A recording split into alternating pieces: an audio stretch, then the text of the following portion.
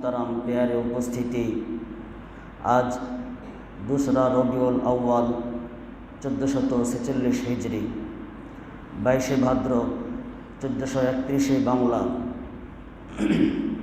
6 September 2024 ইংরেজি তারিখের আজকের এই জুমায় আপনাকে আমাকে তার ঘরে এসে হাজিরা দেওয়ার তৌফিক দান করেছেন।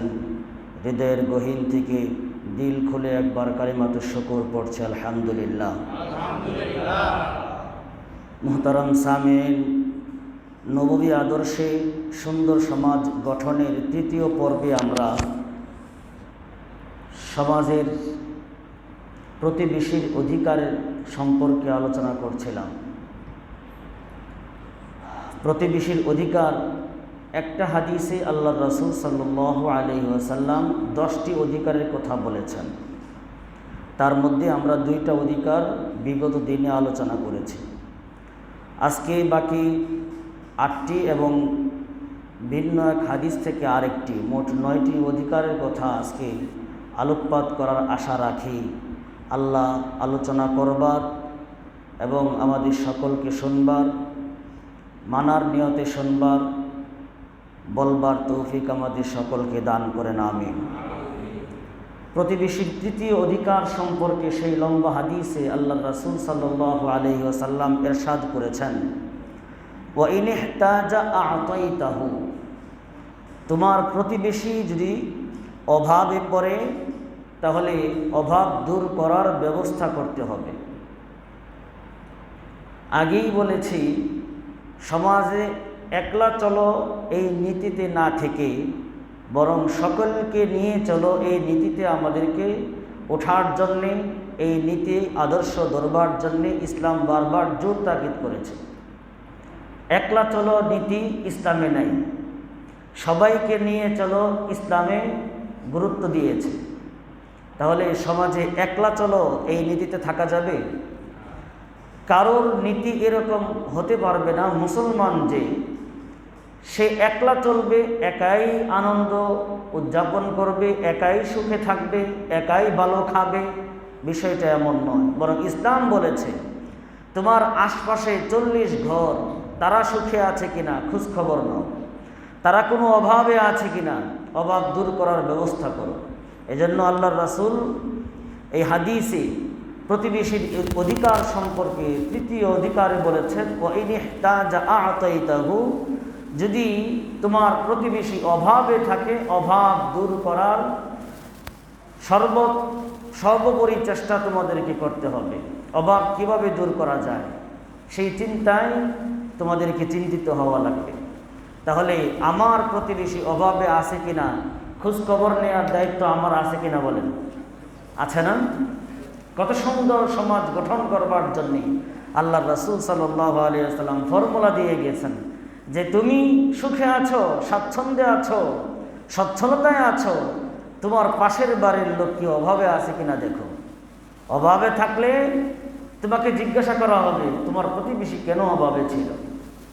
তাই আল্লাহর রাসূল সাল্লাল্লাহু আলাইহি ওয়াসাল্লাম অভাব দূরকারীদের সুসংবাদ দিয়ে বলেছেন, শোনো, প্রতিবেশীর অভাব যদি দূর করার চেষ্টা করো, দূর করে দাও, তাহলে আল্লাহর রাসূল বলেন, ওমান ইয়াসসারা আলা মুসিরিন ইয়াসসারাল্লাহু ফিদ দুনিয়া ওয়াল আখিরাহ। রাসূল বলেন, দুনিয়াতে অভাব দূর করবা একজনের, আল্লাহ তোমার দুনিয়ার অভাব এবং আখিরাতে উভয় জাহানের অভাব দূর করে দিবেন। সুবহানাল্লাহ। আল্লাহর রাসূল হাদিসে আরো বলেন, দেখো কৃপণ হয়ো না, অর্থ আল্লাহ দিয়েছেন, অর্থকে ব্যয় করার চেষ্টা করো। হাদিসে আরো আছে, অযথায় মানুষ আল্লাহর দেওয়া অর্থ নষ্ট করে। হালাল বিবি রেখে হারাম নারীর পিছনে টাকা খরচ করা, এটা কি কাজে না অযথায় খরচ করা? অযথায় খরচ করা। হালাল কাজে ব্যয় না করে হারাম কাজে ব্যয় করা আল্লাহর টাকা অপচয় করার নামান্তর। কাজেই আল্লাহর রাসূল সাল্লাল্লাহু আলাইহি সাল্লাম বলেছেন, যারা অযথা ইসরাফ করে, অন্যায় কাজে বেআইনি কাজে টাকা, নিজের টাকা নষ্ট করে, রোজ হাসরে আল্লাহ রাব্বুল আলামিন তাদেরকে জাহান্নামে পাঠাবেন। নাউযুবিল্লাহ। এজন্য টাকাকে কাজে লাগাইতে হবে কিভাবে? নিজের ফ্যামিলিতে কাজে লাগাও, হালাল পন্থায় কাজে লাগাও, আর প্রতিবেশীদেরকে দান করার মাধ্যমে কাজে লাগাও, অভাব দূর করার মাধ্যমে কাজে লাগাও। আল্লাহ রাসূল হাদিসের মধ্যে বলেন, মা মিন ইয়াউমিন ইউসবিহুল ইবাদু ফীহি ইল্লা মালাকান ইয়ানজিলান ইয়াকুলু আহাদুহুমা আল্লাহুম্মা আতি মুনফিকান খালাফা ওয়া ইয়াকুলুল আখারু আল্লাহুম্মা আতি মুমসিকান তালাফা। রাসূল সাল্লাল্লাহু আলাইহি ওয়াসাল্লাম হাদিসের মধ্যে সমাজের সকল মানুষকে প্রতিবেশীর প্রতি খেয়াল রাখবার জন্য উদ্বুদ্ধ করে বলেন, দেখো প্রতিবেশীর অধিকার রক্ষা করণার্থে যদি তোমার টাকা ব্যয় না করো তাহলে আল্লাহ রাব্বুল আলামিনের ফেরেশতা তোমার জন্য বদদোয়া করবেন। আর যারা প্রতিবেশীর খেয়াল খবর রাখবে তাদের সম্পর্কে আল্লাহর রাসূল সাল্লাল্লাহু আলাইহি ওয়াসাল্লাম বলেন, ফেরেশতা তার জন্য সুসংবাদের দোয়া করে। সুবহানাল্লাহ। টাকা ধরে রাখো, খরচ করো না, ফেরেশতা দোয়া করে ধ্বংস হয়ে যায়। আর টাকা খরচ করো, অভাব দূর করো, ফেরেশতা বলে টাকা বাড়ায়া দাও, আল্লাহ তাকে সফলতা দান করো। সুবহানাল্লাহ। প্রতিদিন আল্লাহ রাব্বুল আলামিন দুইজন ফেরেশতা আসমানের নিচে পাঠান। আসমানে সকাল বেলায় দুইজন ফেরেশতা আসমান থেকে অবতীর্ণ হইয়া আল্লাহ রাব্বুল আলামিনের আদেশে দুইজন ফেরেশতা দুই রকমের দোয়া বান্দা বান্দীদের জন্য করতে থাকে। তাদের একজন দোয়া করে, আল্লাহুম্মা আতি মুনফিকান তালাফা, আয় আল্লাহ দাতাদেরকে তাদের দানের উত্তম বদলা দান করুন। সুবহানাল্লাহ। এক ফেরেশতা এসে কি ঘোষণা দেন? আয়েশা দোয়া করতে থাকে, আল্লাহ পৃথিবীতে যারা দাতা সদস্য আছেন, দাতা আছেন, দান করে, তাদেরকে আপনি তাদের দানের উত্তম বদলা দান করুন। সুবহানাল্লাহ। আর ওয়ায়াকুলুল আখারু আল্লাহুম্মা আতি মুমসিকান তালাফা, আর আরেক ফেরেশতা বলেন, আয় আল্লাহ কৃপণ বান্দাকে আপনি ধ্বংস করে দিন। আপনি বুঝতে পারেন, দান না করে কৃপণতা অবলম্বন করে আল্লাহর রাসূল সাল্লাল্লাহু আলাইহি ওয়াসাল্লাম হাদিসে বলেন যে ফেরেশতা তার জন্য বদদোয়া করেন, এই কৃপণকে আল্লাহ ধ্বংস করে দেন। নাউযুবিল্লাহ। এজন্য কৃপণের ধন সে নিজেও খাইতে পারে না, নিতেও পারে না। কৃপণের ধন খায় কারা? শিয়াল কুকুর। কথা খারাপ লাগলো? কৃপণ সে খরচ করে না। হঠাৎ এরকম একটা চিপার মধ্যে পড়ে, তখন দেখা যায় নিকৃষ্ট পাপিষ্ট নির্লজ্জরা তার টাকা খায়। গলায় ছুরি ধরে, বুকে ছুরি ধরে তারপরে টাকা নিয়ে যায়। আত্মীয় স্বজন খাইতে পারলো না, নিজেও পারলো না, পরিবারও পারলো না, প্রতিবেশীও পারলো না, বরং লাস্টে এরকম এক মাইনকা চিপার মধ্যে পড়ছে, এখন তার টাকা নিয়ে যায় শিয়াল কুকুরে। এজন্য বখিলার চে বাসাদ বুয়াদ জাহদবার, বেহেশতি না বাসাদ বহুকমে খবর। বখিলার চে বাসাদ বুয়াদ জাহদবার, বেহেশতি না বাসাদ বহুকমে খবর। কবি এই কবিতার মধ্যে বলেন, বখিল কৃপণ মানুষ যদি ইবাদত করতে করতে যদি আসমানেও চলে যায়, যদি সে বড় আল্লাহওয়ালাও হয়ে যায়, হাদিসের খবর অনুযায়ী সে কোনোদিন জান্নাতের ঘ্রাণও পাবে না। নাউযুবিল্লাহ। বখিল ইবাদত করতে করতে, কৃপণ ইবাদত করতে করতে অনেক বড় আবেদ হয়ে গেছে, আল্লাহ রাসূল বলেন জান্নাতের ঘ্রাণও সে পাবে না। নাউযুবিল্লাহ মিন যালিক। তাহলে প্রতিবেশীর অভাব দূর করার জন্য আমরা আমাদের অর্থ ব্যয় করব তো ইনশাআল্লাহ? খোঁজ খবর নিব তো? বর্তমান সমাজে দেখা যায় প্রতিবেশী নিজে দুমদাম খাইতে থাকে, প্রতিবেশী মাসের পর মাস না খেয়ে থাকে, অভাবে থাকে, প্রতিবেশীর কোনো খবর নেয় না। এটা মুসলমানের কাজ হইতে পারে না। নিজে আরাম আইসে নাকে তেল দিয়ে ঘুমাবে, আর প্রতিবেশী দুঃখের মধ্যে থাকবে, অভাবে থাকবে, সে খোঁজ খবর নেবে না। এটা মুসলমানের চরিত্র হতে পারে না। মুসলমানের চরিত্র সে মুসলমানের প্রতিবেশীর খোঁজ খবর নেবে, অভাবীদের অভাব দূর করবে। আল্লাহ এরকম মুসলমানিত্ব নিয়ে আমাদেরকে দুনিয়াতে ইসলামের কাজ করার তৌফিক আমাদের সকল মুসলমান নরনারী এবং পুরুষ সকলকে দান করেন, আমিন। আল্লাহর রাসূলের বিবিদের মধ্যে একজন বিবি আল্লাহর রাসূলকে প্রশ্ন করলেন যে, আল্লাহর রাসূল, আইয়ুনা আসরাউ বিকা লুহুকান, আপনি ইন্তিকালের পর বিবিদের মধ্যে আমাদের মধ্যে সর্বপ্রথম কে ইন্তিকালের মাধ্যমে আপনার সাথে সাক্ষাৎ করবে? কথা ভালো করে বুঝুন। বিবিদের মধ্যে একজন প্রশ্ন করলেন, আপনার ইন্তিকালের পর সর্বপ্রথম কোন বিবির ইন্তিকাল হবে যে আপনার সাথে সাক্ষাৎ করবে? আল্লাহ রাসূল সাল্লাল্লাহু আলাইহি ওয়াসাল্লাম বললেন, আতওয়ালুকুন্না ইয়াদান, যেই বিবির হাত লম্বা ওই বিবি আমার মৃত্যুর পর সর্বপ্রথম ইন্তিকাল করবে। তো আল্লাহর রাসূলের বিবিরা বাঁশের কঞ্চা, বাঁশের লাঠি নিয়ে মাপতে শুরু করলেন কার হাত লম্বা। আমরা তো এটাই করবো, তাই না?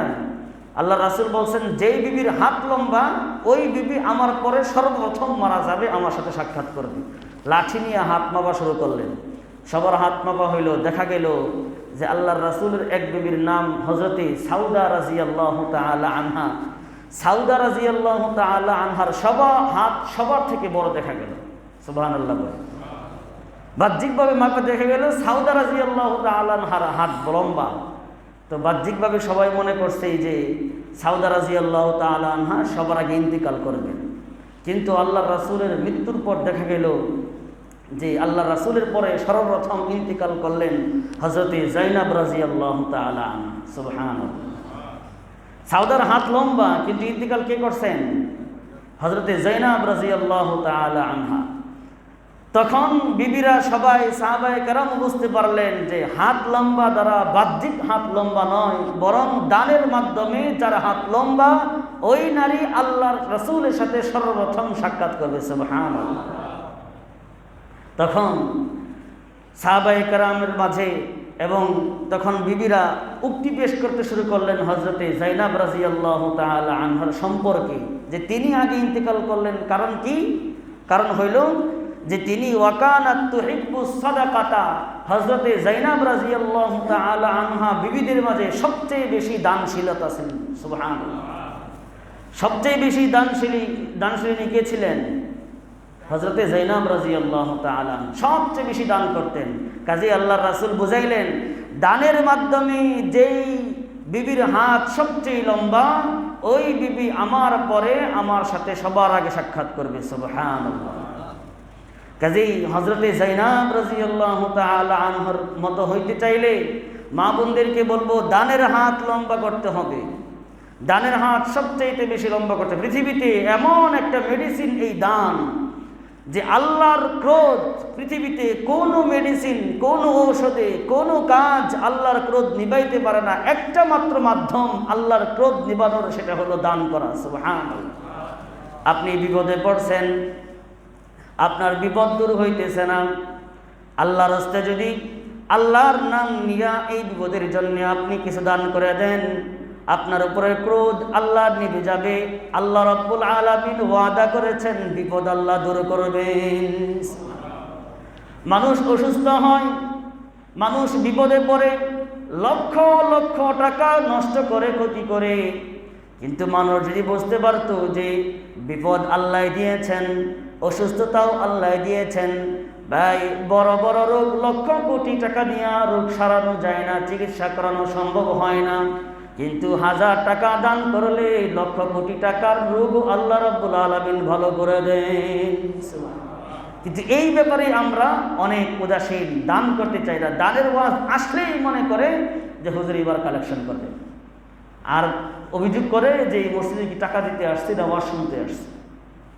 দান এমন এক মেডিসিন, আল্লাহ রাসূল বলেছেন, ইত্তাকুন নার ওয়ালাউ বিশিক্কি তামারিন, জাহান্নামের আগুন থেকে বাঁচবার জন্য দান করার মাধ্যমে জাহান্নামের আগুনকে বাঁচতে হবে। যদি কিছুই না পাও, কিছুই না থাকে, খেজুর খেয়ে খেজুরের বীজটা দান করে হলেও জাহান্নামের আগুন থেকে বেঁচে যেও।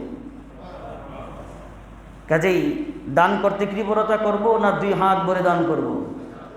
আল্লাহ আমাদের সকল মুসলমান পুরুষ এবং সকল মুসলমান নারীদেরকে দানের মাধ্যমে হাত লম্বা করে জান্নাতি হওয়ার তৌফিক দান করেন, আমিন। তাহলে 3 নম্বর প্রতিবেশীর অধিকার হইল অভাবে পড়লে অভাব তার দূর করার দায়িত্ব সকল প্রতিবেশীর আছে না নাই? অভাব দূর করতে হবে তো ইনশাল্লাহ, পারবো তো? আল্লাহ আমাদের সকলের প্রতিবেশীকে খেয়াল করবার, অভাব দূর করবার তৌফিক দান করেন, আমিন। 4 নম্বর অধিকার সম্পর্কে বলি। আল্লাহ রাসূল সাল্লাল্লাহু আলাইহি ওয়াসাল্লাম একই হাদিসে এই 4 নম্বর অধিকারের কথা বললেন, ওয়া ইনিফতাকারা উত্তা আলাইহি, কোনো প্রতিবেশী অসুস্থ হইলে তাকে দেখতে যাওয়া এবং তার সেবা করা প্রতিবেশীর উপর দায়িত্ব হয়ে যায়। প্রতিবেশীর অধিকার, প্রতিবেশী অসুস্থ হইলে তাকে দেখতে যেতে হবে এবং তার সেবা শুশ্রূষা করতে হবে। আল্লাহ রাসূল সাল্লাল্লাহু আলাইহি ওয়াসাল্লাম সেবা করলে কি লাভ সেই সম্পর্কে বিশদ আলোচনা করেছেন হাদিসের মধ্যে। তার মধ্যে কয়েকটা আলোচনা আপনাদের সামনে পেশ করি। আগে যে হাদিসটা শুরু করব সেটা হলো উম্মে আলা, হযরতে আলা রাদিয়াল্লাহু তাআলা আনহার মা। তার মা একবার অসুস্থ হয়ে গেলেন। তখন আল্লাহ রাসূল সাল্লাল্লাহু আলাইহি ওয়াসাল্লাম তাকে দেখতে গেলেন, প্রতিবেশীর অধিকার আদায় করছেন। আলার মা অসুস্থ হয়ে গেল, উম্মে আলা অসুস্থ হয়ে গেলেন। রাসূল সাল্লাল্লাহু আলাইহি ওয়াসাল্লাম তাকে দেখতে গেলেন, গিয়ে তাকে বললেন, আবশিরি ইয়া উম্মাল আলাই, হে উম্মে আলা, তুমি সুসংবাদ গ্রহণ করো। ফা ইন্না মারাজাল মুসলিমি ইউযহিবুল্লাহু বিহি খাতায়াহু কামা তুযহিবুন নারু খাবাসাজ যাহাবি ওয়াল ফিদ্দা। উম্মে আলা, তুমি সুসংবাদ গ্রহণ করো, কারণ মুসলমানের রোগ এমনিতে আসে না। মুসলমানের রোগ আল্লাহ রাব্বুল আলামিন তার উপকারের জন্য দান করেন। আগুন যেমনি নাকি সোনা এবং রূপার ময়লাকে দূর করে দেয়, মুসলমানকে অসুস্থতা আল্লাহ রাব্বুল আলামিন দিলে মুসলমানের রোগের মাধ্যমে মুসলমানের গুনাহকে আল্লাহ এভাবে ধুয়ে মুছে সাফ করে দেন। সুবহানাল্লাহ। আগুন কিভাবে সোনার উপর ময়লা দূর করে? আগুনে দিলেই সোনা সাফ হয়ে যায়, রূপা সাফ হয়ে যায়। ওই মুসলমানকে সাফ করার জন্য আল্লাহ রাব্বুল আলামিন মুসলমানকে অসুস্থতা দান করেন। সুবহানাল্লাহ। তাহলে অসুস্থতার নিয়ামত নাকি বলেন? নিয়ামত না জাহমত? নিয়ামত। অসুস্থতা বড় নিয়ামত। এজন্য অসুস্থ থাকাকালীন যত বেশি দোয়া করবে, সকল দোয়া আল্লাহ রাব্বুল আলামিন কবুল করে নেবেন। সুবহানাল্লাহ। এজন্য অসুস্থ হইলে পরে উদাসীন হইতে নাই, বেহুশ হইতে নাই, ধৈর্যের সাথে অসুস্থতার নিয়ামতকে ভোগ করতে হবে। অসুস্থতা নিজের গুনাহকে সাফ করার জন্য আসে। তো অসুস্থ রোগীকে দেখতে গেলে কি লাভ? আল্লাহ রাসূল সাল্লাল্লাহু আলাইহি ওয়াসাল্লাম কিছু লাভ সম্পর্কে বলেছেন, তার 2-1টা আপনাদেরকে শোনাই। হযরতে আবু হুরায়রা রাদিয়াল্লাহু তাআলা আনহু থেকে হাদিস, তিনি বলেন, মান গাদা মারিদান আও যারা আখান লাহু ফিল্লাহি নাদাহু মুনাদিন বিআনতিবতা ওয়া তাবা মামশাকা ওয়া তাবাওয়াতা মিনাল জান্নাতি মানজিলা। আবু হুরায়রা রাদিয়াল্লাহু তাআলা আনহু বলেন, প্যারা নবী জনাবে মুহাম্মদুর রাসূলুল্লাহ সাল্লাল্লাহু আলাইহি ওয়াসাল্লাম ইরশাদ করেছেন, যেই ব্যক্তি অসুস্থ ব্যক্তিকে দেখবার জন্যে, তার সেবা শুশ্রূষা করবার জন্যে বাড়ি থেকে বের হবে, বের হওয়ার সাথে সাথে আল্লাহ রাব্বুল আলামিনের পক্ষ থেকে একজন ঘোষক ফেরেশতা নাজিল হয়ে যায়। সুবহানাল্লাহ। ওই ফেরেশতা এসে তার কানে কানে ঘোষণা করতে থাকে, বিআনতিবতা ওয়া তাবা মামশাকা, হে আল্লাহর বান্দা, তুমি অসুস্থ রোগী ভাইকে বোনকে দেখতে যাইতেছো, তুমি সুখী হয়ে যাও আর তোমার যাত্রাটা শুভ হয়ে যাক। সুবহানাল্লাহ বলেন। তুমি অসুস্থ ব্যক্তিকে দেখতে যাও, তুমি সুখী হও, তোমার যাত্রা শুভ হোক, আর জান্নাতের প্রাসাদগুলোর মধ্যে তোমার বাসস্থান হয়ে যাক। সুবহানাল্লাহ। জান্নাতের প্রাসাদে তোমার বাসস্থান হোক, কত বড় উপকারের কথা। অথচ আমরা অনেক পিছিয়ে আছি। একজন দিনের পর দিন অসুস্থতায় ভুগে, আমরা দেখতে যাই না। প্রতিবেশী দূরের কথা, ভাই বোন অসুস্থতায় ভুগে খোঁজখবর লয় না। আছে না নাই সমাজে? অভাব নেই। তাহলে প্রতিবেশী অসুস্থ হইলে তাকে দেখতে যাওয়া লাগবে। দেখতে গেলে ফেরেশতা তার জন্য দোয়া করে, সুসংবাদ দেয়, তুমি সুখী হও। বলেন, আল্লাহ হুজুর আমার জন্য দোয়া করেন যেন বিপদ কাটে, যেন সুখী হইতে পারি। এই দোয়া কি চাওয়া লাগে? ফেরেশতারা, নিষ্পাপ ফেরেশতারা দোয়া করবে সমাজের প্রতিবেশীদেরকে রোগী হইলে পরে দেখতে গেলে, ভাই অসুস্থ হয়ে গেছে দেখতে গেলে, বোন অসুস্থ দেখতে গেলে, আত্মীয় স্বজন অসুস্থ দেখতে গেলে ফেরেশতারা দোয়া দিবে তোমার জীবন সুখময় হয়ে যাক, সুবহানাল্লাহ। আর জান্নাতের প্রাসাদে তোমার ঠিকানা হয়ে যাক, সুবহানাল্লাহ। কম বড় দোয়ার কথা। কাজেই আমরা চলন কিশোরের জীবনে সব দাঙ্গা হাঙ্গামা, ঝগড়া বিবাদ, ফাসাদ সব ভুলে গিয়ে প্রতিবেশী অসুস্থ হইলে আমরা দেখতে যাব তো ইনশাআল্লাহ। কই কি নিয়ে যাবো? টাকার চিন্তা করে। কি নিয়ে যাবো? তাকে কিছু দিতে হবে তো। মানুষ এই জায়গায় কৃপণতা করে, টাকার জন্য মানুষ অনেক কিছু করে না। আর কত টাকা কত দিক দিয়ে উড়াইয়া দিচ্ছ, খবর নাই। 500 টাকা খরচ করে তোমার এক প্রতিবেশীকে, তোমার ভাইকে, তোমার বোনকে দেখতে গেলে তুমি কি ফকির হয়ে যাবে? এজন্য আল্লাহ রাসূল বলেছেন, ধনের ধনাঢ্যতা, ধনের বড় লোক না, মনের বড় লোক সবচেয়ে বড় লোক, সুবহানাল্লাহ। কাজে মনকে বড় লোক বানায়। ধন দিয়া বড় লোক, ধন তো কারণেরও ছিল। এই ধন খাইতে পারে নাই, ব্যবহার করতে পারে নাই, আজও পর্যন্ত ডাবতেছে সে। কাজেই ধন নয়, মন দিয়ে বড় হওয়ার চেষ্টা করি। আল্লাহ আমাদের তৌফিক দান করেন। আরেকটা হাদিস আপনাদেরকে শোনাই। আল্লাহ রাসূল সাল্লাল্লাহু আলাইহি ওয়াসাল্লামের হাদিস, আলী রাদিয়াল্লাহু তাআলা আনহু বর্ণনা করছেন।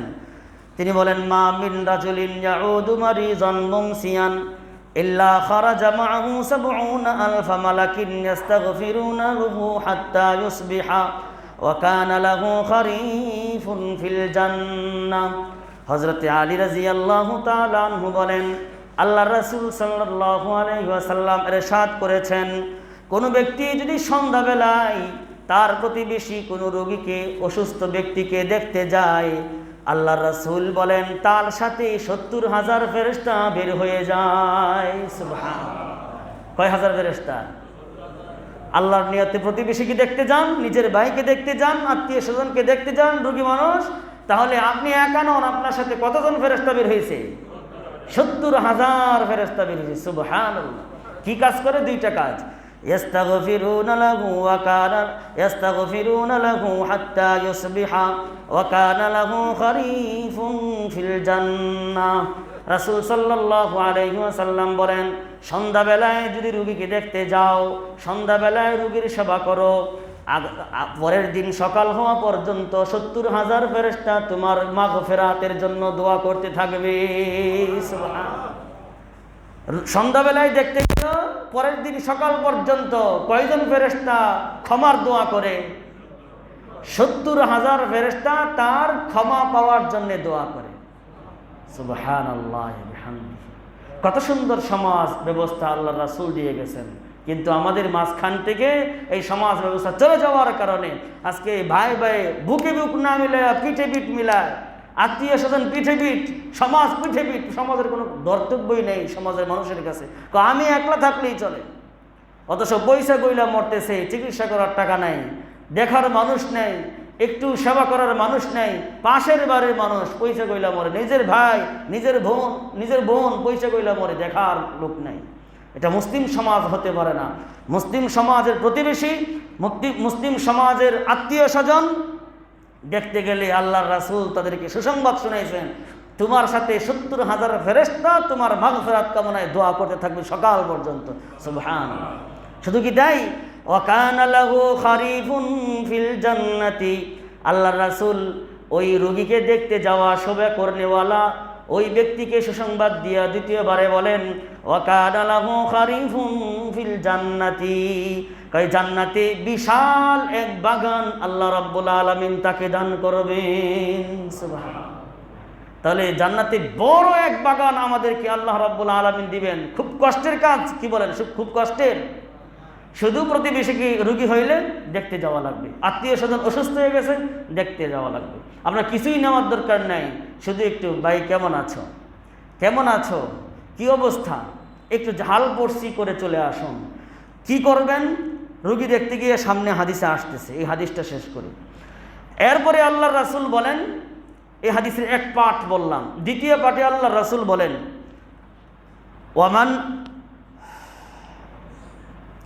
ওয়ামান আতাহু মুসবিহান খারাজা মাআহু ৭০,০০০ মালাকিন ইস্তাগফিরুনা লাহু হাত্তা ইউমসিয়া ওয়া কানা লাহু খারিফুন ফিল জান্নাতি। সন্ধ্যাবেলায় দেখলে এই পুরস্কার।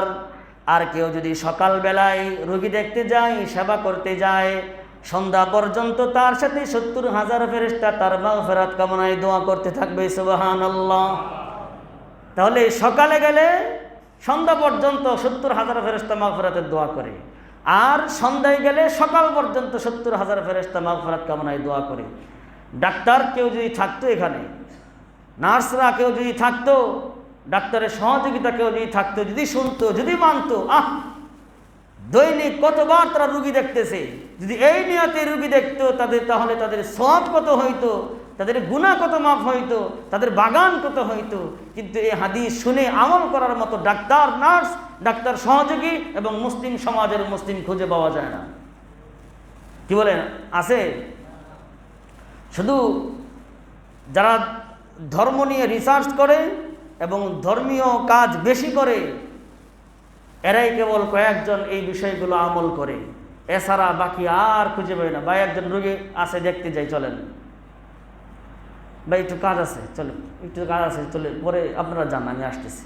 এরকম করে আস্তে আস্তে কাইটা পড়ে। আমরাই তো পরীক্ষিত। একজন মুসল্লি নিয়মিত ছিল, ২-৩ দিন যাবত আসতেছে না, শুনলাম অসুস্থ, দেখতে যাব, চলেন যাই।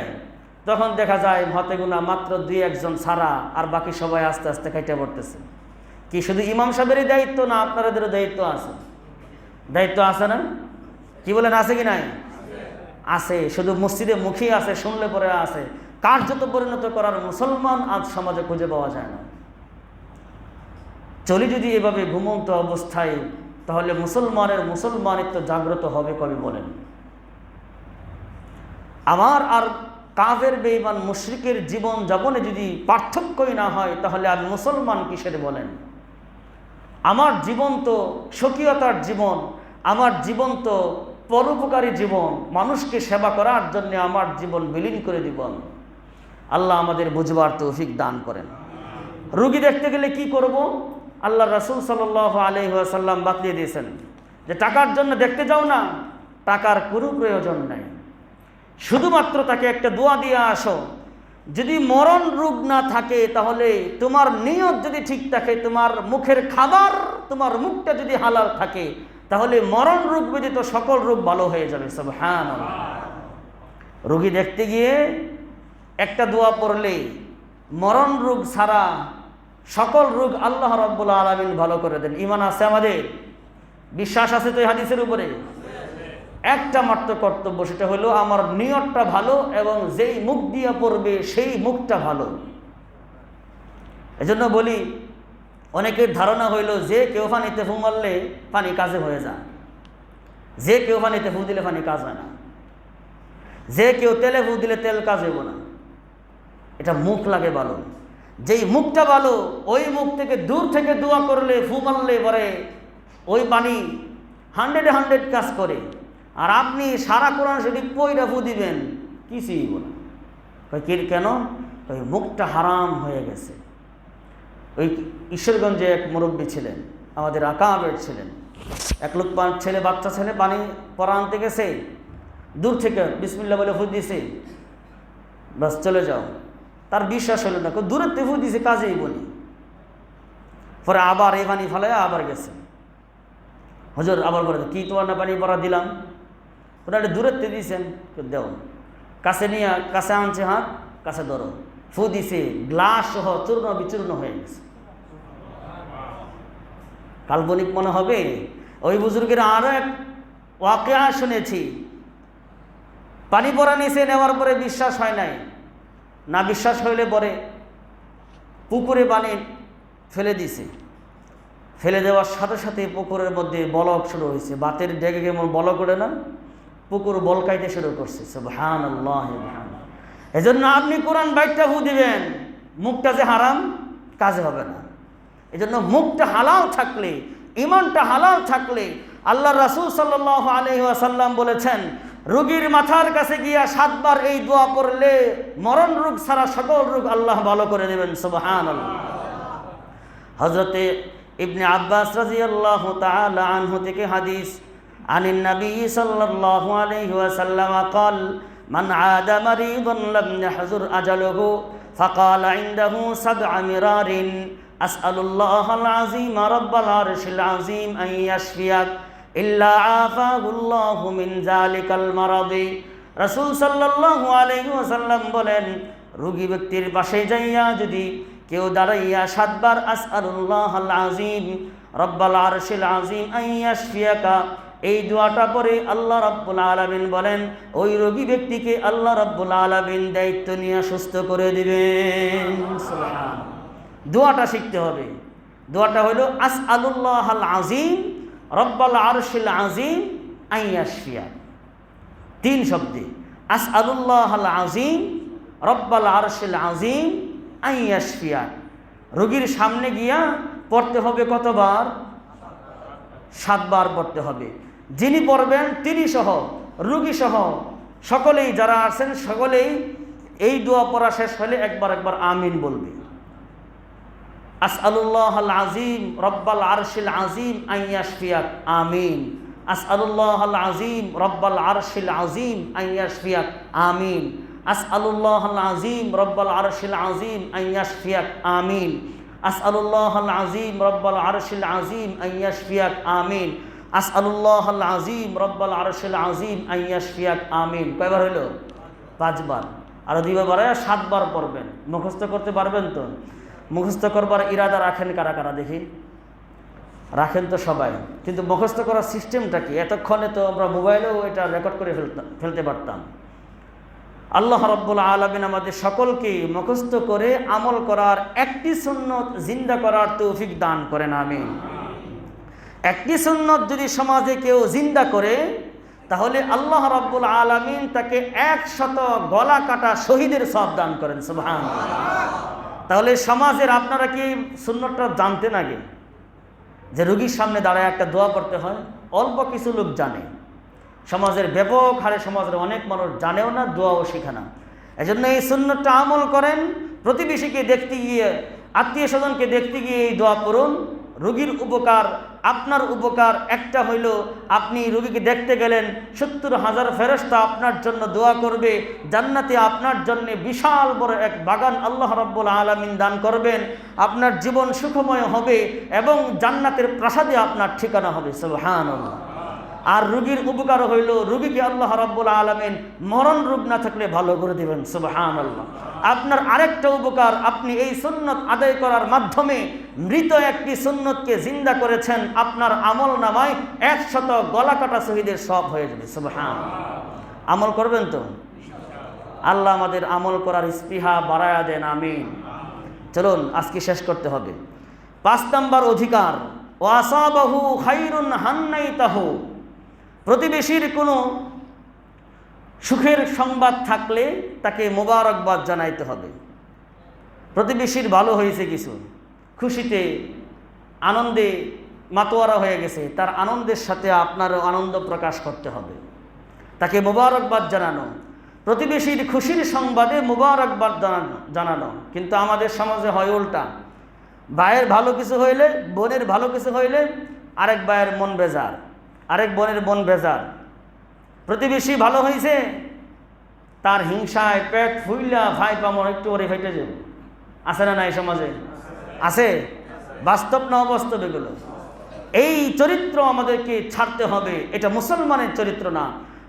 বোন, ভাই, আত্মীয় স্বজন, প্রতিবেশীদের ভালো কিছু হইলে তাদেরকে মুবারকবাদ জানাইতে হবে। আল্লাহ রাসূল সাল্লাল্লাহু আলাইহি ওয়াসাল্লাম শরীয়তে ইসলামীতে এই দোয়া রাখছেন, তোমার প্রতিবেশী সহ সমাজের লোকদেরকে যাকেই তুমি হাসতে দেখবে, হাসলে কখন মানুষ সুখে থাকলেই তো হাসে না বিপদে থাকলে হাসে? বিপদে কেউ হাসে? কেউ সুখী থাকলে হাসতে দেখলে তুমি তার হাসিটা যেন চিরদিন তার কাছেই থাকে, কোনদিন হাসি যেন চলে না যায়, জন্য তার হাসি চিরস্থায়ী হওয়ার জন্য তার জন্য দোয়া করবে। সুবহানাল্লাহ।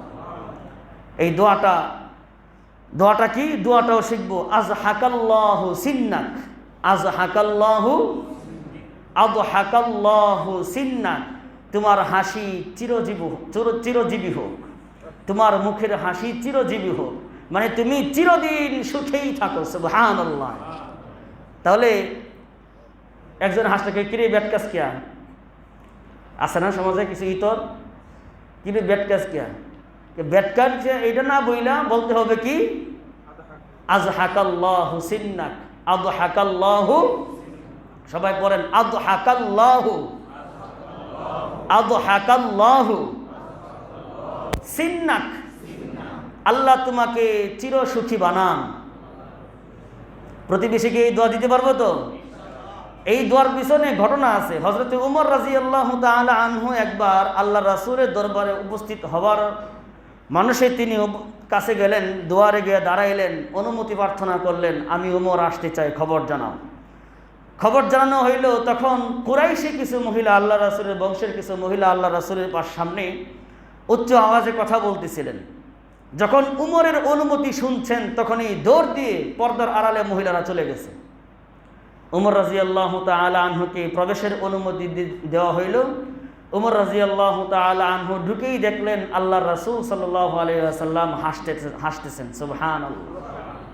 আল্লাহর রাসূলের হাসি মুখ দেখে উমর রাদিয়াল্লাহু তাআলা আনহু বললেন, আযহাকাল্লাহু সিন্নাকা ইয়া রাসূলুল্লাহ, আল্লাহর রাসূল আপনার হাসি চিরজীবী হোক, আপনি কেন হাসেন?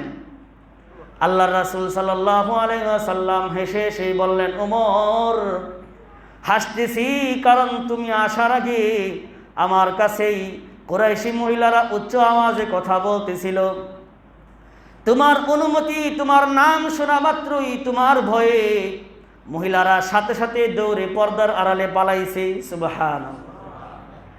আর হযরত ওমর রাদিয়াল্লাহু তাআলা আনহু বললেন, আল্লাহ রাসূল, আমি ওমরকে কেন ভয় পাবে? আমি ওমরের চাইতে বেশি ভয় করার দরকার তো আপনি আল্লাহর রাসূলকে। সুবহানাল্লাহ। আল্লাহ রাসূল সাল্লাল্লাহু আলাইহি ওয়াসাল্লামের এই কথার পরে ওমর রাদিয়াল্লাহু তাআলা আনহু বললেন, হযরত ওমর রাদিয়াল্লাহু তাআলা আনহু মহিলাদেরকে ডাক দিয়া বললেন, আই মহিলারা, আই আদুওয়াতি আনফুসিহিন্না আতাহাবনানি ওয়ালা তাহাবনা রাসূলুল্লাহি সাল্লাল্লাহু আলাইহি ওয়াসাল্লাম, আমি ওমরকে ভয় পাও কিন্তু তোমার সামনে দুজাহানের বাদশাহ রাসূলুল্লাহ বসা থাকেন, তোমরা তাকে ভয় করো না। তোমাদের উচিত আমি ওমরকে রেখে রাসূলুল্লাহ সাল্লাল্লাহু আলাইহি ওয়াসাল্লামকে ভয় করা। তখন পর্দার আড়াল থেকে কুরাইশি মহিলারা উমর রাদিয়াল্লাহু তাআলা আনহুকে জবাব দিলেন, আয় ওমর, তোমাকে আমরা অনেক ভয় পাই, কারণ আনতা ফাদ্দু আগলাজু মিন রাসূলিল্লাহি সাল্লাল্লাহু আলাইহি ওয়াসাল্লাম, কারণ রাসূল আমার মিষ্টভাষী, রাসূলের চাইতে তুমি কর্কশ এবং কঠিন হৃদয়ের অধিকারী। তোমার সামনে দুষ্টামি করা যায় না, তোমার সামনে কথার হেরফের করা যায় না। তুমি রাসূল থেকে অনেক কঠোর, রাসূল থেকে অনেক কর্কশ, কাজেই রাসূল থেকে বেশি তোমাকে অনেক বেশি ভয় করি। সুবহানাল্লাহ। আল্লাহ রাসূল কথা শুনে মহিলাদের কথার পরে ওমর রাদিয়াল্লাহু তাআলা আনহুকে ডাক দিয়ে বললেন, ওমর, ওয়াল্লাযী নাফসি বিয়াদিহি মা লাকিকা শাইতানু কাত্তু সালিকান ফাজ্জা ইল্লা সালাকা ফাজ্জান গায়রা ফাজ্জিকা। ওমর, মহিলারা তো দূরের কথা, তুমি যেই রাস্তা দিয়ে হাঁটো গো ওমর, আমার ওমর যেই রাস্তা দিয়ে হাঁটে ওই রাস্তা দিয়ে কোনোদিন শয়তানও হাঁটে না। সুবহানাল্লাহ। ওমর ইসলামের ব্যাপারে এত বেশি কঠিন ছিলেন, এত বেশি কর্কশ ছিলেন, কাজেই ইসলামের জন্য কর্কশ হওয়ার কথা কোরআনে এসেছে। ইসলাম শুধু নরম ভাষায় না, এজন্য আমাদেরকে বলে অনেকে বক্তাদেরকে, এত শক্ত কঠিন কথা বলে কেন? শক্ত কঠিন বলার কারণেই তো ইসলাম বিজয় হয়েছে, ঠিক কিনা বলেন? ইসলাম আগে নীরবে নীরবে নামাজ পড়তে হইতো, লুকায়া লুকায়া নামাজ পড়তে হইতো। ওমর রাদিয়াল্লাহু তাআলা আনহু যেদিন ইসলাম গ্রহণ করলেন, সেদিন থেকে আর মুসলমান লুকায়া নামাজ পড়ে না, কিয়ামত পর্যন্ত আর কোনোদিন লুকায়া নামাজ পড়বে না। সুবহানাল্লাহ। ইসলাম কি নরমি দিয়া না গরমি দিয়া? কথা বলে না। তার মানে সবার মনে ইসলাম নরম নরম নরম। কি বলেন, নরম না গরম? গরম।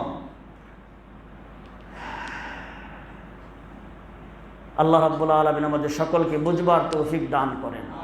ইসলাম যত বেশি গরম তত বেশি ইসলামে মানুষ প্রবেশ করেছে। ইসলাম বিজয় হয়েছে সেদিন যেদিন গরম মানুষ ইসলাম দাখিল হয়েছে। ইসলাম, সুবহানাল্লাহ। আজ ইসলামে নরম গরম দুইটাই চলবে, বাকি গরমটা দিয়েই ইসলাম স্বাধীন করতে হয়। আল্লাহ আমাদেরকে গরম ভাষায় আমাদের কোরআনকে বুঝবার এবং হাদিসকে বুঝবার তৌফিক দান করেন, আমিন। কই নরম হুজুরের সারি তো 30 বছর 40 বছর যায়, গরম হুজুরের চাকরির মেয়াদ সর্বোচ্চ 1-2 বছর, ঠিক কিনা বলেন? কথা বোঝেন নাই? হ্যাঁ, দেখবেন গরমটা এত বেশি থাকতে পারে না। কারণ কি, ইসলামের সব কথা যে বলে, আর যে নরম ইসলামের অনেক বিধান সে ছেড়ে দিয়েছে। সভাপতির জন্য সভাপতির সাথে লিয়াজু করে, কমিটির সাথে লিয়াজু করে, এলাকার বসদের সাথে লিয়াজু করে, আর গরমটা কারোর সাথে লিয়াজু করে না, একমাত্র লিয়াজু করে কার সাথে বলেন? আর আল্লাহ সারা কারোর সাথে লিয়াজু গরম বক্তা কোনোদিন গরম ইমাম করে না, ঠিক কিনা বলেন? যেই বক্তা আল্লাহ সারা লিয়াজু করে, চাকরির গোলামি করে, এটা কোনো বক্তাই না, এটা কোনো ইমামই না, ঠিক কিনা বলেন?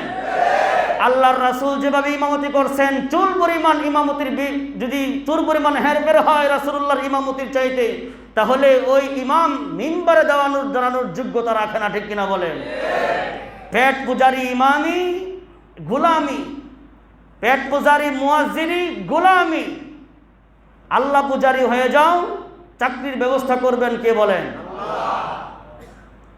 নির্দ্বিধায় ধৈর্যহীন কণ্ঠে আল্লাহকে বলে দাও, আল্লাহ মিম্বার দিয়েছ, আজানের মাইক আমার কাছে দিয়েছ, কাজেই যতদিন পর্যন্ত দেহে প্রাণ আছে তোমাকে ছাড়া আর কাউকে ভয় করব না, ঠিক কিনা বলেন? আল্লাহ রাব্বুল আলামিন আমাদের সকলকে বুঝবার তৌফিক দান করেন, আমিন। আল্লাহ রাসূল সাল্লাল্লাহু আলাইহি ওয়াসাল্লাম দোয়া শিখাইছেন যে প্রতিবেশীকে সুখী দেখলে পরে সুখীর জন্য দোয়া করতে হবে। আযহাকাল্লাহু সিন্না, 5 নম্বর। শর্ট করে দিই, 6 নম্বরে আল্লাহ রাসূল সাল্লাল্লাহু আলাইহি ওয়াসাল্লাম বলছেন, ওয়া আসাবাতুহু মুসিবাতুন আযাইতাহু, প্রতিবেশীর আত্মীয় স্বজনের বিপদ আসলে তার বিপদে তাকে সান্ত্বনা দিতে হবে। প্রতিবেশীর বিপদ আসলে বিপদে কি করতে হবে? সান্ত্বনা দিতে হবে। টাকা খরচ করে হলেও তাকে সান্ত্বনা দেন, তাকে বুঝান, তার বিপদের পাশে দাঁড়ান, যেন বুঝতে পারে যে আমি এই সমাজে একা নই, আমার সাথে সমাজের সকলেই আছে। আল্লাহ আমাদের সকলকে বুঝবার তৌফিক দান করেন। 6 নম্বর গেল। 7 নম্বরে আল্লাহ রাসূল সাল্লাল্লাহু আলাইহি ওয়াসাল্লাম বলেন, ওয়াইজা মাতা ইত্তাবাতা জানাজাতাহু, প্রতিবেশী মারা গেলে তার জানাজার কাজের সাথে সহায়তা করতে হবে সকলকে। প্রতিবেশী একজন মারা গেছে, তার জানাজার কাজে থাকতে হবে। জানাজার কাজে থাকলে লাভ কি আমাদের? আল্লাহ রাসূল সাল্লাল্লাহু আলাইহি ওয়াসাল্লাম এই ক্ষেত্রে 2 ধাপে লাভ বলেছেন। একটা বুঝুন, কিরাতুন একটা শব্দ, কিরাত, এই শব্দটা না বুঝলে লাভ বুঝবেন না। কিরাতুন মানে হলো বড় একটা পাহাড় এর সমান। কিরাত মানে কি? বড় একটা পাহাড়। আর কিরাতানে বড় 2টা পাহাড়। বড় কয়টা পাহাড়? কোনো ব্যক্তির প্রতিবেশী যদি মারা যায়, আল্লাহর রাসূল বলেন, মান শাহিদাল জানাজাতা হাত্তা ইউসাল্লি আলাইহা ফালাহু কিরাতুন, প্রতিবেশী যদি ওই ব্যক্তির জানাজার কাজে অংশগ্রহণ করে আর নামাজ পর্যন্ত সেখানেই থাকে, জানাজার কাজে অংশগ্রহণ করছে কোন পর্যন্ত? নামাজ পড়া পর্যন্ত, জানাজার নামাজ পড়া পর্যন্ত, এরপরে চলে আসছে। আল্লাহ রাসূল বলেন, জানাজার নামাজ পর্যন্ত থাকলেও তার জন্য 1 কিরাত, বড় একটা পাহাড় সমান সওয়াব আল্লাহ দান করবেন। ওয়ামান শাহিদা হাত্তা তুদফানা কানা লাহু কিরাতান, আর যে ব্যক্তি প্রতিবেশীর জানাজার সাথে অংশগ্রহণ করেছে, নামাজের পরে জানাজার সাথে সাথে কবরও গিয়েছে, দাফন করা শেষ করেছে, যারা এরকম শেষ পর্যন্ত জানাজার কাজে অংশীদার থাকবে, আল্লাহ রাসূল বলেন বড় বড় 2টা পাহাড় পরিমাণ সওয়াব আল্লাহ তাকে দান করবেন। তাহলে প্রতিবেশীর জানাজার কাজে সহযোগিতা করব তো? আল্লাহ আমাদের সহযোগিতা করার তৌফিক দান করেন। প্রতিবেশীর মানুষ ইন্তিকাল করলে লা তাসুব্বুল আমওয়াতা ফাইন্নাহুম ক্বাদ আফদাউ ইলা মা কদ্দামু, প্রতিবেশীর কেউ মারা গেলে লোক খারাপ থাকলেও তাকে খারাপ বলতে নাই। কারণ আল্লাহ রাসূল বলেন তারা স্বীয় কর্মফল পর্যন্ত পৌঁছে গেছে। খারাপ করলে খারাপ পাবে, ভালো করলে ভালো পাবে, এজন্য খারাপ বলতে নাই। আল্লাহ রাসূল আর এক হাদিসে বলছেন আহলুল মারুফি হুম আহলুল মারুফি ফিদ দুনিয়া হুম আহলুল মারুফি ফিল আখিরাহ ওয়া আহলুল মুনকারি ফিদ দুনিয়া হুম আহলুল মুনকারি ফিল আখিরাহ। আল্লাহ রাসূল বলেন দুনিয়াতে সৎ কর্মশীল তারা আখিরাতেও সৎ কর্মশীল পরিগণিত হবে, আর দুনিয়াতে অসৎ কর্মশীল, দুনিয়াতে দুষ্ট পাপিষ্ট, আখিরাতেও তারা দুষ্ট পাপিষ্ট হইয়াই উঠবে। এজন্য দুনিয়াতে পাপাচার করে পাপের রাজ্যে পাপের স্বর্গ গড়ার পরে জান্নাত কামনা করা উচিত না। বুয়ার স্বর্গে, স্বপ্নের স্বর্গে বাস করার মতো এটা। কারণ আল্লাহ রাসূল হাদিসে বলছেন যারা দুনিয়াতে সৎকর্মশীল আখিরাতে সৎকর্মশীল তারাই, যারা দুনিয়াতে পাপিষ্ট এরা আখিরাতেও পাপিষ্ট। নাউযুবিল্লাহি মিন যালিক। আল্লাহ বুঝবার আমল করার তৌফিক দান করেন। ৮ নম্বরে আল্লাহ রাসূল বলেছেন ওয়ালা তাস্তাতিলু আলাইহি বিল বিনাই ফাতাহজিব আনহুর রিহা ইল্লা বিইজনিহি। প্রতিবেশীর অধিকার এতটাই লক্ষ্য করতে বলেছেন আল্লাহ রাসূল যে তুমি একটা বাড়ি করবা, তোমার বাড়ির উঁচু দেয়ালের কারণে প্রতিবেশীর বাতাস যেন বন্ধ না হয় তুমি খেয়াল করতে হবে। সুবহানাল্লাহ। শহরে বন্দরাতে এটা সম্ভবই না। আল্লাহ রাসূল বলছেন যে তোমার যদি ইল্লা বিইজনিহি করতেই হয়, প্রতিবেশীর জানালার বাতাস বন্ধ হয়ে যেতে দেখছো, তাহলে প্রতিবেশীর কাছ থেকে অনুমতি নিয়ে নিও, ভাই আমার তো আর জায়গাও নেই, কি করা উচিত, আমার তো বিল্ডিংটা করতে হয়, তোমার একটু কষ্ট হবে, অনুমতি নিতে হবে। তোমার জায়গায় ঘর করতেছো কিন্তু প্রতিবেশীর বাতাস বন্ধ হয়ে যাবে, প্রতিবেশীর সুবিধা বন্ধ হয়ে যাবে। ইসলাম বলে তার কাছ থেকে অনুমতি নিয়ে নাও যেন তার কষ্ট না হয়। তার মনে আঘাত দিলে কিন্তু তোমার ঈমান আমল কিছুই ঠিক থাকবে না। আল্লাহ বুঝার তৌফিক দান করেন। ৯ নম্বরে আল্লাহ রাসূল সাল্লাল্লাহু আলাইহি ওয়াসাল্লাম বলেন ওয়ালা তুজিহি বিরিহি কাযারিকা ইল্লা আন তুআররিফা লাহু মিনহা।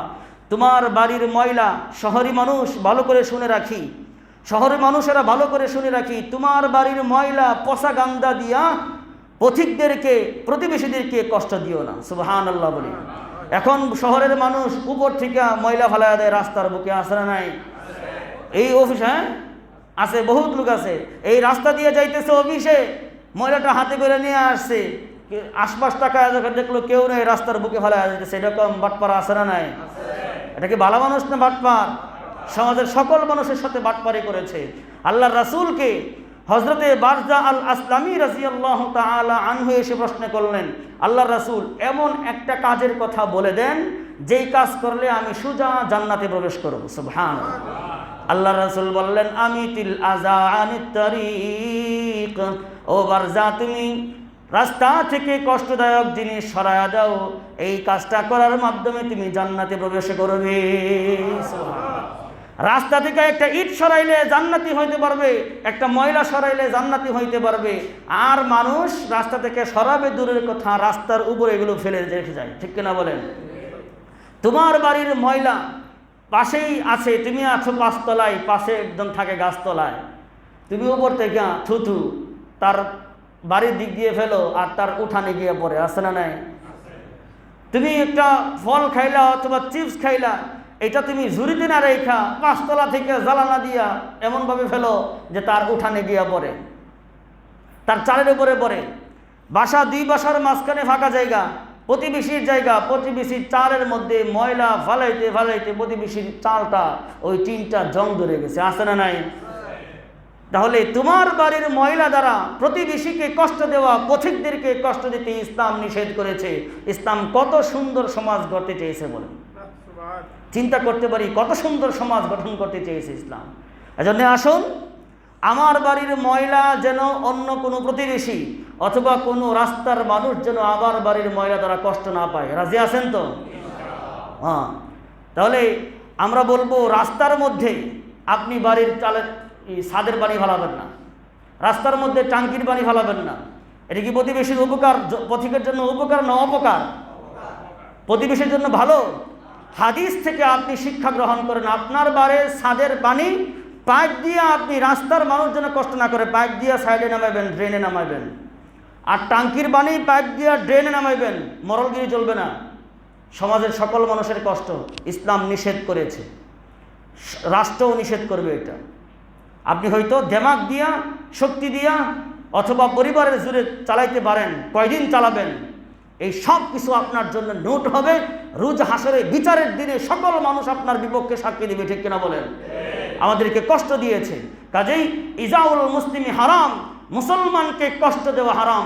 বাড়ির ছাদের পানি দিয়া, টাঙ্কির পানি দিয়া, অথবা আপনার ঘরের ময়লা দিয়া, অথবা অন্য পশুকে খাবার দিয়া, মানুষকে কষ্ট দিয়া আপনি যদি জুলুম করেন, এই জুলুমের অন্ধকার একদিন আপনি দেখতে পারবেন, সেদিন দেখলেও আর কোনো লাভ হবে না।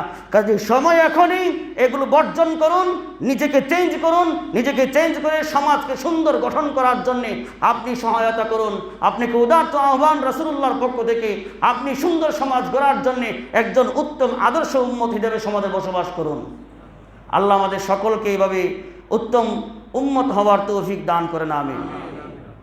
10 নম্বরে আল্লাহ রাসূল সাল্লাল্লাহু আলাইহি ওয়াসাল্লাম বলেছেন, ওয়া ইনিশতারাইতা ফাকিহাতান ফাদিলাহ, আপনি বাড়িতে একটা ফল কিনে আনছেন, আল্লাহ রাসূল বলেন এই ফলের কিছু অংশ তোমার প্রতিবেশীকে দাও। আর প্রতিবেশী দিবে দূরের কথা, নিজের ভাই ভাইস্তারে দেয় না, আছে না নাই? নিজের ভাই ভাইস্তা দাঁড়ায় থাকে, নিজের সন্তানরে দেয়, টাকা রেখে তার উপরে অনেক নিমক হারাম আছে, দেয় না, বাইস্তারা দেয় না, বাতিজারা দেয় না, আছে না নাই সমাজে? আল্লাহ রাসূল বলেন আত্মীয় স্বজনকে, প্রতিবেশীর বাড়িতে তুমি ফল কিনে আনলে যদি পারো তাহলে দাও, না পারলে যদি দিতে না পারো তাহলে ফলটাকে ডাইকা ডুইকা গোপনে তোমার বাসায় প্রবেশ করাও। আর বাসায় নেওয়ার পরে তোমার ছেলের মেয়ের হাতে দিয়া এই ফল বাহিরে ছাইড়া দিও না মেয়েদেরকে, কারণ তোমার মেয়ের হাতে, তোমার ছেলের হাতে ফল দেখা প্রতিবেশীর অথবা তোমার ভাই ভাইস্তার পোলাপানের ছেলেদের মেয়েদের দেখা মুখে পানি আসবে, তারা তার বাবা মা কষ্ট পাবে, ছেলে পেলে কষ্ট পাবে।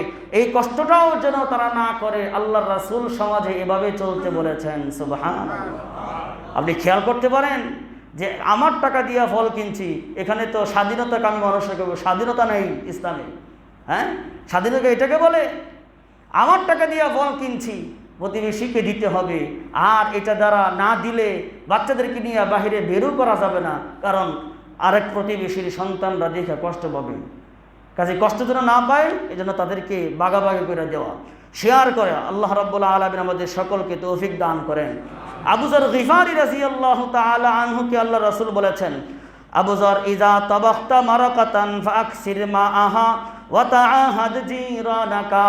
আবু যর, আমার উম্মতের সকলকে জানায়া দিও, আমার উম্মত যদি কোনো ভালো কিছু পাক করে, গোশত রোস্ত পাক করে, তাহলে যেন তারা পাকের মধ্যে ঝোলটা বাড়ায়া দেয়। সুবহানাল্লাহ।